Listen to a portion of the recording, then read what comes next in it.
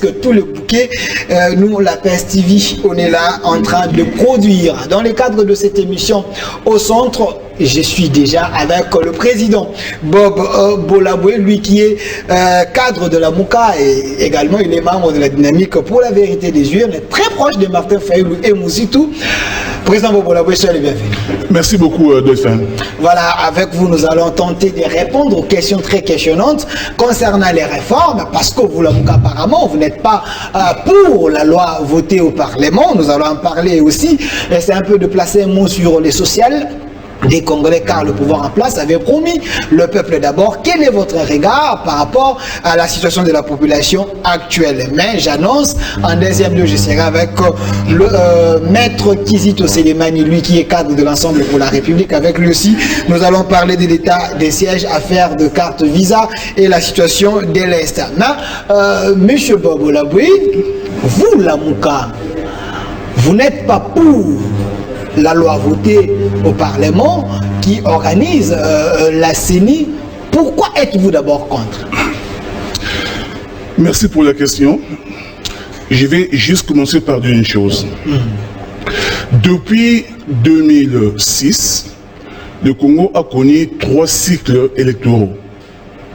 2006, 2011, 2018. De l'avis de tous les observateurs, 2006, Jean-Pierre Bemba avait remporté les élections. Mais puisque Joseph Kabila détenait entre ses mains la CENI et la Cour constitutionnelle, il s'est imposé comme président. On arrive à 2011. Le feu Papa Étienne Tshisekedi remporte la main des élections. Mais là encore, puisque Kabila avait la CENI entre ses mains et la Cour constitutionnelle, il s'est imposé. 2018, rebelote, Martin Fayoulou gagne les élections. Puisque Kabila ne voulait pas de Martin Fayoulou, puisqu'il avait entre ses mains la CENI et la Cour, il nous impose Félix Tshisekedi. Maintenant, le problème, c'est quoi? Donc, Félix Tshisekedi, ce n'est pas le choix du peuple, c'est une imposition de Kabila. Tout à fait, tout à fait. Évolué. Très bien, j'évolue. Alors, le problème, c'est quoi aujourd'hui? Le problème, c'est que tous ces 3 cycles électoraux firent d'une mascarade. Les élections ont été organisées dans de très mauvaises conditions. Trop de fraude, trop de tricherie. Nous ne voulons plus de ça. Nous voulons maintenant tirer les leçons de ces 3 cycles électoraux pour avancer. Nous voulons avoir des élections neutres, crédibles, impartiales. C'est pourquoi nous, au niveau de la Mouka, nous avons fait des propositions. Nous voulons une CENI neutre, une CENI dépolitisée.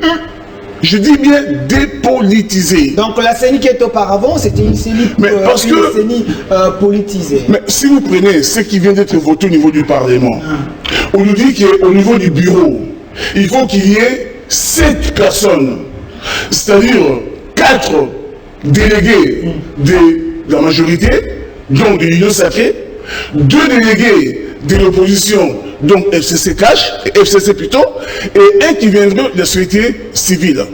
Mais à ce niveau-là déjà, on envoie des délégués politiques.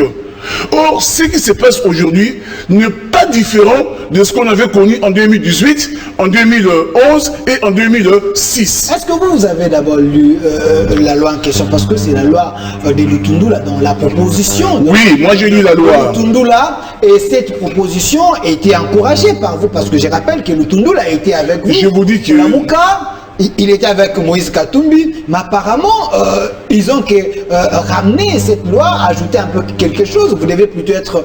Aujourd'hui, le Lutundula ne reconnaît même plus sa proposition de loi. Mais comme il est ministre des Affaires étrangères, il n'ose pas s'exprimer. Mais en même temps, le groupe des 13, avec Denis Sessanga, ils se sont exprimés. Ils ont dit clairement que cette loi n'augure pas la tenue des élections crédibles, comment dirais-je, impartiales. Ils l'ont dit. Pas seulement le G13 de l'IC Sanga, mais il y a aussi, comment dirais-je, le SCC, l'église, comment dirais-je, chrétienne du Congo. Ils ont dit pareil.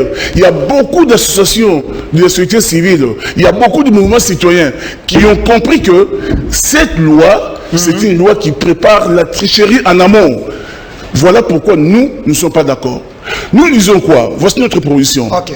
Nous, on a dit ceci. Pour dépolitiser la CENI, il faudrait justement qu'on envoie la société, des forces sociales, pas des forces politiques. Concrètement, ça veut dire quoi? On prend 8 délégués de la société civile. 8 délégués. On prend 8 délégués des confessions religieuses.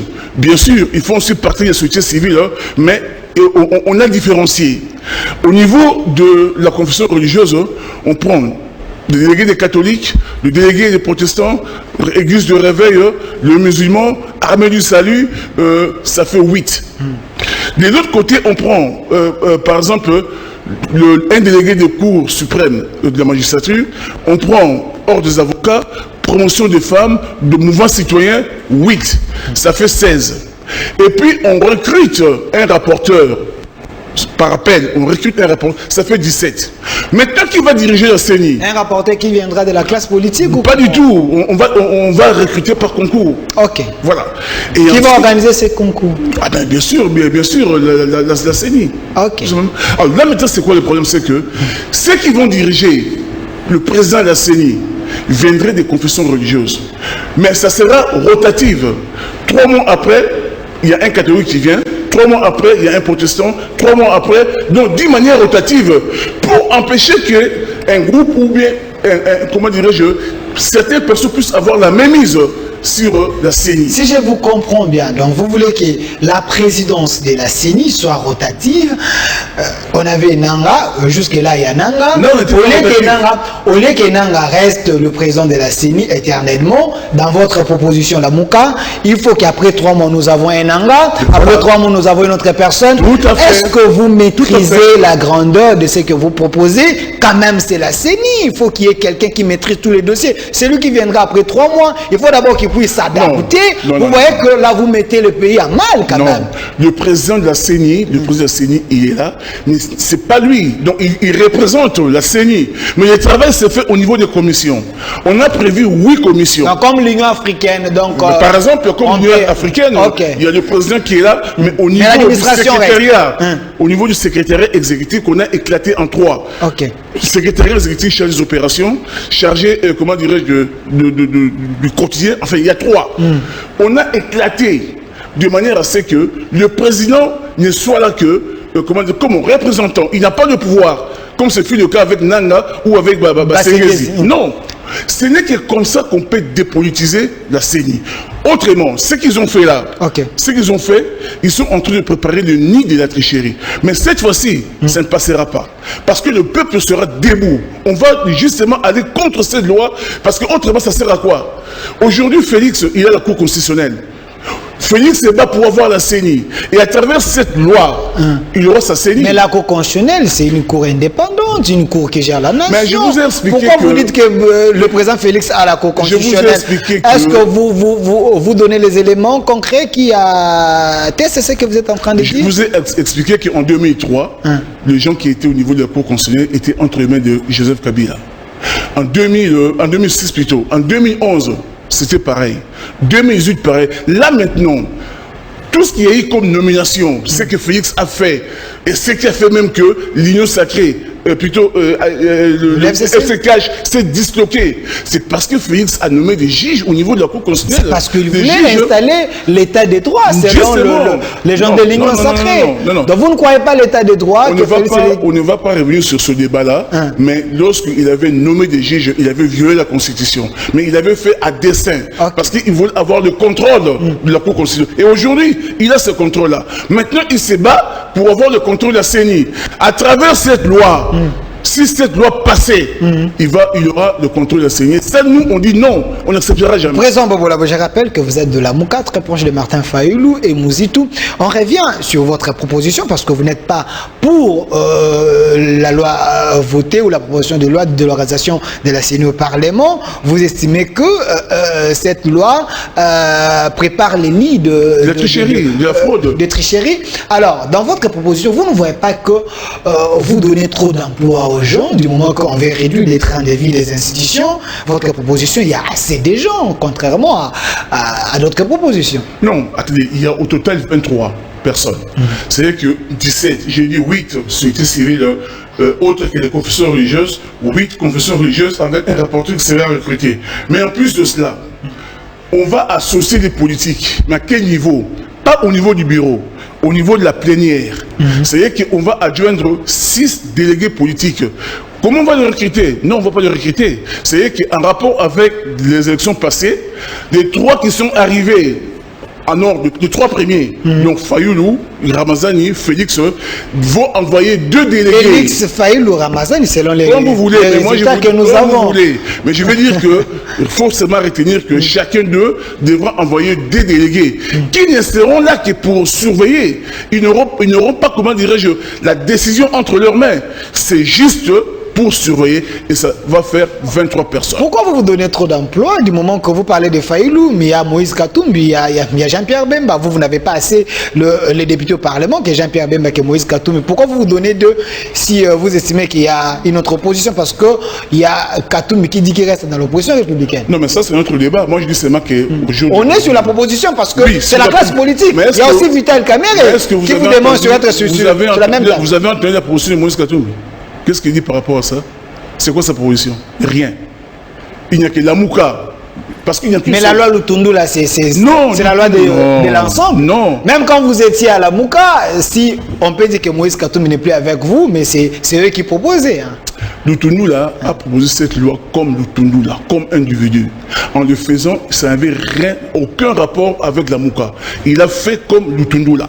Mais aujourd'hui, cette loi a été vidée de toute sa substance. Aujourd'hui, Lutundu là ne reconnaît même plus ses propres propositions. Raison pour laquelle je vous dis que Denis Sessanga et les autres, le G13, ils sont montés au créneau pour dire que non, c'est pas possible, on ne peut pas continuer avec cette loi-là. Alors, vous êtes de la Mouka, si Martin Fayoulou n'est pas d'accord, vous aussi vous n'êtes pas d'accord.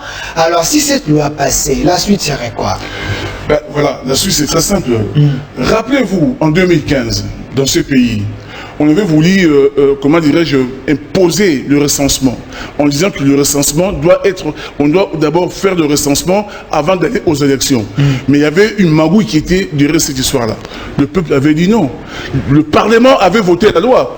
Mais arrivé au niveau du Sénat, le peuple était dans la rue.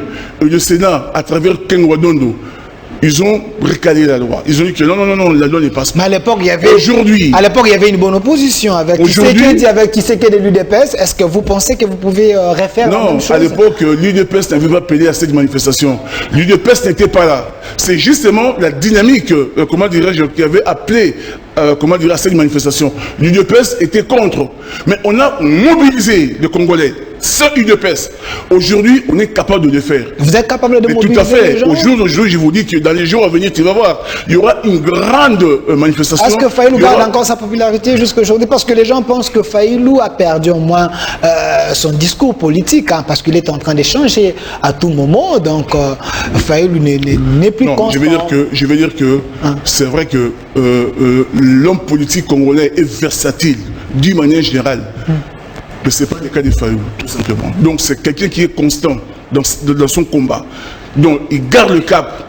Au jour d'aujourd'hui, quand Fayoulou sort, vous voyez ce qui se passe, comment est-ce qu'il y a la proposition derrière lui. 2 ans et demi après, Fayoulou continue à drainer des foules. Fayoulou continue à être au centre du débat. Non. Les gens pensent que Fayoulou est asphyxié parce que même la communauté internationale n'est plus avec Fayoulou. Tshisekedi a fait une diplomatie souterraine qui a reçu, il a plus de tout le monde. Fayoulou est resté orphelin ici en République catholique. C'est ce que vous croyez, mais moi qui vis avec Fayoulou, je vous dis que si vous voyez tout ce qu'il y a comme, comment dirais-je, diplomate qui passe le voir ou qui va voir, ben, vous direz dirais pas ce que vous dites là. Non, Fayoulou est resté constant, Fayoulou est resté populaire. Et au jour d'aujourd'hui, dis-moi Delphin, à part Fayoulou, qui est vraiment, je dirais pas l'opposant, le résistant contre ce régime? Cite-moi un nom. Oh non, attendez, là vous rigolez. Il avait parlé, Chadar a dit il fait la résistance. Vous rigolez. Ils ont plus que les gens. Aujourd'hui, s'il y a, comment dirais-je, une plateforme qui dérange, parce que là, on a voulu nous amener vers un père. Que tu veux ou pas, il faut de l'agneau sacré. Vous parlez d'agneau sacré? Oui, justement. C'est ce qu'on a voulu faire du pays. Alors qu'on avait combattu le impère de Mobutu, qui voulait embrigader tout le monde dans l'impère. C'est ce que l'union sacrée a voulu faire. Mais l'union sacrée, les gens de l'union sacrée pensent que l'appel à l'union sacrée, c'est l'appel des nationalistes et les gens qui veulent à ce que le pays avance. C'est ce que vous, la Mouka, branche, Martin Fayoulou, vous n'avez pas compris. L'appel de l'union sacrée, c'est que Félix étant lui-même un problème, il ne pouvait pas être au-dessus de la mêlée. Donc, si vous voulez vraiment qu'il y ait, comment dirais-je, une sorte d'union sacrée, il fallait qu'il lui-même se mette autour de la table avec tous les autres. L'Église catholique vous a abandonné, la Senko n'est plus avec vous, les Kimbanguistes, tout le monde est avec Félix. Oui, mais sauf que les 62% qui ont voté Martin Fayoulou est toujours avec Martin Fayoulou. Vous avez les résultats, vous avez les chiffres, c'est vos incantations. Au jour d'aujourd'hui, le peuple, prenez votre micro-baladeur, je vous le dis tout le temps, prenez votre micro-baladeur, circulez dans les rues, posez la question. Ils vous diront qu'aujourd'hui, les gens commencent même à regretter Joseph Kabila. Il y a ceux qui pensent que Félix était béton, donc non, béton. Aujourd'hui, déjà au temps de Joseph Kabila, il y avait carence d'eau, carence d'électricité, carence de route. Mais aujourd'hui, ça s'est encore empiré. Posez la question, comment dirais-je, à nos mamans, à tous ceux qui vont au marché. Ils vous diront que la situation est devenue beaucoup plus dramatique. Parlons-en. Donc tous ces gens-là, ils sont derrière la Mouka. C'est ça la Mouka et l'état d'esprit. Tous ces gens-là soutiennent Martin Fayoulou. Parlons-en parce que vous avez évoqué les sociales des Congolais. Il y a une question directe. J'aimerais que vous soyez sincère. Regardez bien la caméra. On vous suit partout dans le monde. Qui avait même donné le nom de la Mouka? C'est Félix? Bon, ça c'est un débat qui n'est pas vraiment d'importance. Non, c'est une question. Une question de curiosité. Non, on veut passer. Soyez sincère. Il y a ceux qui disent soyez sincère. D'autres nous parlent de Moïse Katumbi. Et vous? Finalement, on se perd. Et vous? Moi, je sais que lorsque vous êtes dans une structure, lorsqu'il y a une proposition de nom, une fois que c'est voté par tout le monde, c'est pour tout le monde. C'est pas pour un individu, non. Ça n'a pas de sens. Supposons que ça soit lui qui ait donné le nom. Ça veut dire quoi? Ça rime à quoi? Est-ce que le faiseur de la Mouka peut craindre de la Mouka? Pardon? Les créateurs de la Mouka peuvent craindre de la Mouka. Le créateur de la Mouka, parce que c'est Félix qui a donné les noms, c'est ça est-ce qu'il peut craindre? Mais non. Mais attendez, laisse-moi vous expliquer une chose. 2 minutes. Nous sommes partis à Genève. On voulait avoir un candidat pour faire face à Joseph Kabila. Il s'est fait que Martin Fayoulou est sorti comme candidat commun. À partir de ces moments-là, la population congolaise a adopté Martin Fayoulou. Même dans les villages les plus reculés. Dès qu'on a fait sortir le nom de Martin Fayoulou, tout le monde l'a adopté. On n'a pas adopté Félix, on n'a pas adopté Kamere ou Matungulu, ni Moïse Katumbi. C'est Martin Fayoulou qui a été adopté par la population. Raison pour laquelle d'ailleurs, il a gagné les élections, même si on lui a ravi l'impérium, comme disait Télé Segedi. Même si on a ravi l'impérium du peuple, parce qu'en fait, Fayoulou n'est que l'instrument utilisé par le peuple pour chasser Kabila du pouvoir. Malheureusement, il y a eu, comme je vous ai dit, Joseph Kabila qui avait la CENI entre ses mains et la Cour constitutionnelle, il a imposé Félix. Avant que nous puissions parler du social, il y a une question ici qui nous vient de quelque part, j'ai les noms. On m'a demandé de poser cette question. Fayoulou, il était député. Est-ce que vous avez une loi que Fayoulou a déjà fait passer? La personne qui a posé la question, je vais dire que si ça avait... Non, attendez, non. Moi, je ne suis pas là pour, comme tu dis, soutenir Fayoulou. Non, je ne soutiens pas un homme. Je soutiens les idées. Le combat que nous sommes en train de mener ensemble avec Fayoulou. Et vous ne répondez pas à la question. La question alors? Oui, mais par rapport à la question, il n'a qu'à aller au niveau du Parlement. Il verra depuis 2003 tout ce que Fayoulou a fait comme proposition de loi. Ça se trouve là-bas. Je n'ai pas là dans l'image, je n'ai pas, mais il y en a beaucoup. Merci. Celui qui peut avoir la loi qui Fayoulou a eu à faire passer, il n'a qu'à nous envoyer les références. On les mettra sur la place publique. Parce qu'il y a ceux qui pensent que Fayoulou, quand il était député ou législateur, il n'a jamais pondu une loi. Est-ce vrai? C'est des questions qui restent très questionnantes. Parlons du social, oui. Président Bobola. Je rappelle que vous êtes de la Mouka. Tout à fait, je suis président du RPDR. Voilà. Félix Tshisekedi, il a dit à la population que la RDC sera l'Allemagne de l'Afrique. Il va lutter contre la pauvreté. Il va donner les bons sociaux aux Congolais. Prenez d'abord votre étiquette de l'opposition ou des résistances, mettez à côté. Est-ce que voyez-vous d'abord les réalisations de Félix? Vous voyez, j'ai pris au moins 1 minute de silence pour réfléchir à la question, pour voir les réalisations sociales de Félix. J'en vois pas. Pourquoi j'en vois pas? Parce qu'en fait, un pouvoir, un régime est jugé sur le plan social. Et quand on parle du social, en premier, on voit le pouvoir d'achat des citoyens. Le pouvoir d'achat est la résultante justement du travail, de l'emploi. Quand tu travailles, tu as un pouvoir d'achat. Au jour d'aujourd'hui, je ne sais pas s'il y a eu création d'emplois depuis que Félix est arrivé au pouvoir. J'en vois pas. Il a fait le tour du monde pour aller chercher des investisseurs, mais je n'ai vu personne arriver. Donc il n'y a pas eu création d'emplois, et parce qu'il n'y a pas création d'emplois, il n'y a pas pouvoir d'achat au niveau justement des citoyens congolais. Quand on parle de social, on voit aussi les logements. On parle social, on voit aussi, comment dirais-je, les routes. Mais vous êtes là pour vous témoigner au jour d'aujourd'hui les embouteillages dans la ville de Kinshasa. Parce qu'on parle de la ville de Kinshasa. Mais c'est terrible. Avant Félix, il n'y avait pas de sauts de moutons. Pendant Félix, il y a des sauts de moutons. Est-ce vrai une réalisation? Des sauts de moutons, c'est vrai, il y a eu des sauts de moutons. Mais on n'était pas obligé de faire des sauts de moutons. On devait faire des routes secondaires. Okay. L'argent qu'on a gaspillé avec les sauts de moutons, si on avait fait des routes secondaires, aujourd'hui peut-être il y aurait moins d'embouteillages que nous sommes en train de vivre aujourd'hui. Partout, embouteillage. Maintenant, je parle au niveau de l'eau, okay. Au niveau de l'électricité. Je ne sais pas, si vous, en venant ici, vous avez pris votre douche, beaucoup de jeunes n'ont pas d'eau chez eux. Donc bref, pour dire que quand vous partez sur le plan social, à part les beaux discours qu'on paie, comment dirais-je, tous les jours au niveau de la télévision, voilà, non, gratuité d'enseignement. Okay. Parlons ça. Il y a même 80 classes préfabriquées, bientôt là on est en train de... La réforme phare qu'on essaie de nous présenter. Mais la gratuité d'enseignement, Delphin, a baissé la qualité d'enseignement. On a plus investi au niveau de la quantité. Dans une salle de classe où c'est prévu pour 30 élèves, on se retrouve avec 120 élèves. Comment est-ce que le professeur ou l'enseignant pourrait donner cours? Non. À telle enseigne qu'aujourd'hui, beaucoup de parents, même de parents de classe moyenne, ils envoient maintenant leurs enfants des écoles privées. Ils n'en veulent plus des écoles publiques parce qu'il n'y a rien. Donc l'État a échoué. Bien, mais c'est pas moi qui l'ai dit. C'est pas parce que c'est la Mouka. Essayez un peu de poser la question à tous les Congolais. Nous sommes à 2 ans et demi du pouvoir de Félix. Il reste juste 1 an. Parce que la dernière année, c'est une année, comment dirais-je, électorale. C'est quoi le bilan? Et comment il peut se faire réélire? Je peux vous lister quelques réalisations. Allez-y, allez-y. Il y a plus de 400 bis qu'il a donné. Mais le 400 bis, ça a été commandé au temps de Kabila. Qu'il a donné les transports, c'est sous Félix. La réalisation, c'est sous Félix. Mais tu sais, il y a le projet Chile-Gelou de Félix. Est-ce que vous... Chile-Gelou, vous en savez quelque chose? En Chiluba. En Chiluba, je crois que c'est l'Ingal. En Chiluba, oui, allez-y. Et Chile-Gelou, donc c'est un projet lancé par Félix Tshisekedi. Il y a 4 bateaux de pêche qu'il a achetés. Oui. Ça, c'est du concret. Oui. Ça, vous ne voyez pas? Voilà, ouais, j'ai vu une chose. C'est-à-dire que lorsqu'on dit que le régime de Félix n'a rien fait, ça ne veut pas dire que sur 100, il a 0 sur 100. Il a peut-être 5 ou 6%.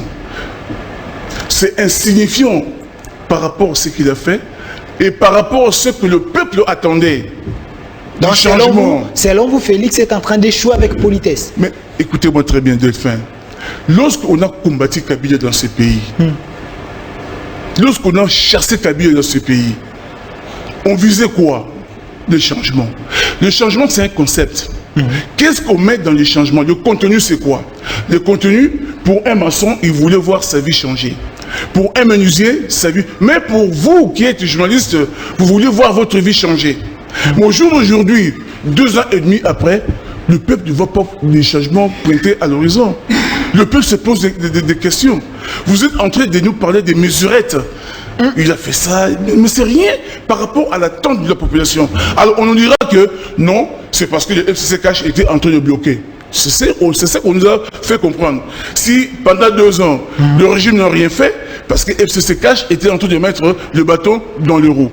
Bon, maintenant FCC Cash n'est plus là. Mais quand vous avez un budget de 4 milliards de dollars, parce qu'avant, le Premier ministre d'avant, il avait dit qu'il faut un budget de 5 milliards. Félix a dit que non, 5 se peut, il faut 11 milliards. Mais au finish, on a un budget qui avoisine 4 milliards. Mais avec 4 milliards, tu fais quoi? Avec 4 milliards, rien.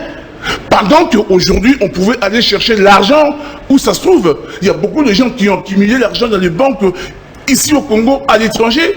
Ils ont pillé l'économie du pays. On pouvait aller retirer cet argent. Non, on ne va pas aller, comment dirais-je, fouiller dans le passé. Mais si vous ne fouillez pas dans le passé, vous allez fouiller voilà, il y a une question dans le futur. Voilà, parce que vous parlez de fouiller dans le passé, il y a une question ici, on vous pose, ça nous vient de très loin. Oui. On dit, qu'est-ce que vous pensez de l'état des droits de Félix Tshisekedi? L'état des droits, je vais dire que ce que moi je remarque, c'est un état des droits sélectif.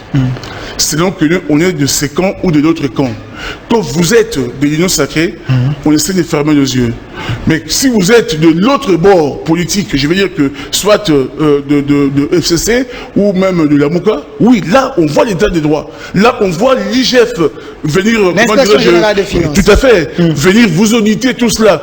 Mais quand vous voyez, même dans les camps justement de l'Union sacrée, il y a beaucoup de brebis galeux, il y a beaucoup de gens qui devaient aujourd'hui se retrouver en prison. Vous avez les noms de ces gens ou soit non, on n'est pas là pour citer les noms. Vous êtes en train de spéculer comme les autres. Non, je ne spécule pas, nous sommes en train de parler au niveau des principes et je ne cite pas de noms. Je ne parle pas des individus. Il y a quelqu'un qui vous pose la question, trop de questions pour vous. Pourquoi vous dites que l'IGF est politisé? Est-ce que vous avez dit ça? Je ne sais pas. Je dis que l'IGF est en train de faire un travail. C'est vrai. Mais ce travail, c'est que nous voulons que la justice soit neutre, impartiale. Que la justice, comment dirais-je, ne s'attaque pas aux uns et protège les autres. Non, ça on ne veut pas. Et l'impression que j'ai, l'impression que la population a, c'est que l'IGF est téléguidé quelque part. Voilà, bonsoir monsieur le journaliste, je suis à Kalemi, selon ce que le peuple congolais sait, c'est monsieur Katumbi qui a fait apparu Faïlou. Pourquoi pas votre invité ne peut pas accepter? Mais parce que Faïlou a commencé la politique depuis la conférence souveraine. On est là dans les années 80, 90. Il était où Moïse Katumbi en fait, pendant ces temps-là? Comment Moïse Katumbi qui vient d'apparaître a fait sortir Martin Fayoulou? Vous ne connaissez pas Martin Fayoulou avant?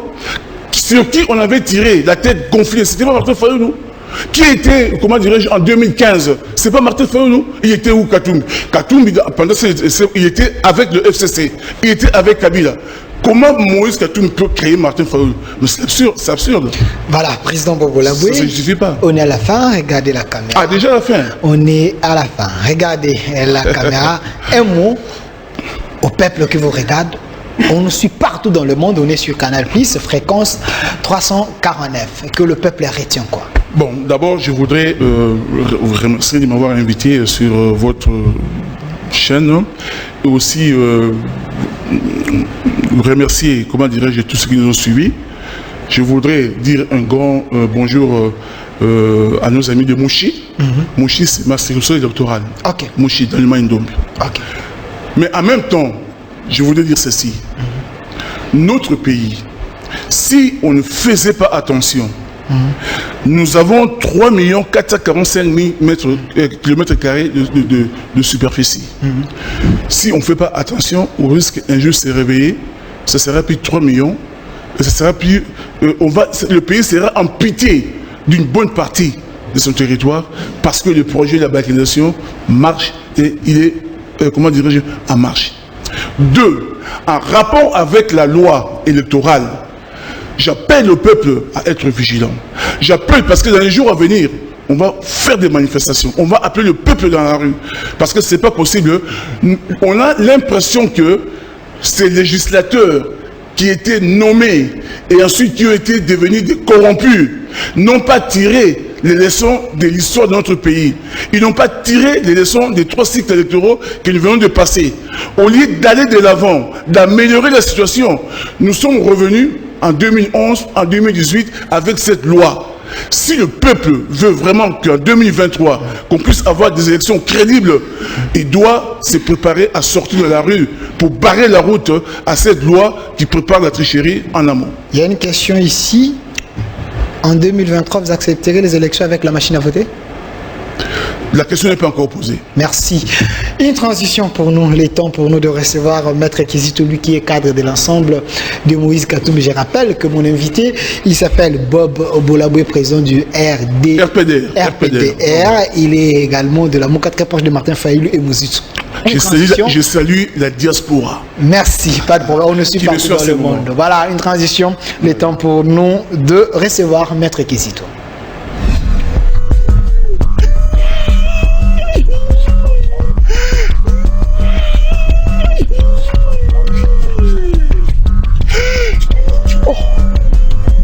Modero, ole la poignée. Tata Yomoko. Nga modero na komi kolia debout la foufou. Ba grand car o yaka la ba foufou et la li na nzela. Moye ba foufou ezate. Na Kinshasa pe attaque garage moko bongisa ba grand car ezate. C'est faux. Spécial auto garage. Et bongisa kami tuka tout. Biso toza l'unique garage ya réparation automobile na Kinshasa o abongisaka camion ya munene na camion ya muke. Tozali na ba site mibale na commune ya Limete.